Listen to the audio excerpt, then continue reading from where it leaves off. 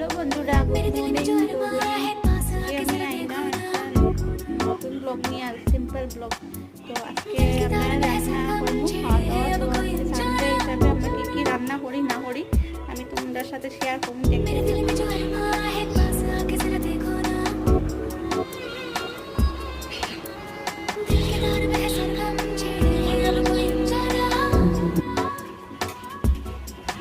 ये प्यार की है बातें, कुछ अनकही मुलाकातें, तो ऐसे ही मिलते हैं, मिलके मचलते हैं दो दिल जवां।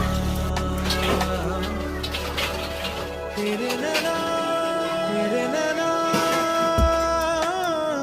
हंस दिए। তো যার লিগে খাওয়া দাওয়াটা ওই তাই ভীষণ আয়োজন হয়েছে এখানে। আজকে অল্প কিছু আয়োজন করলাম বন্ধুরা। দেখো এখানে কি কি রান্না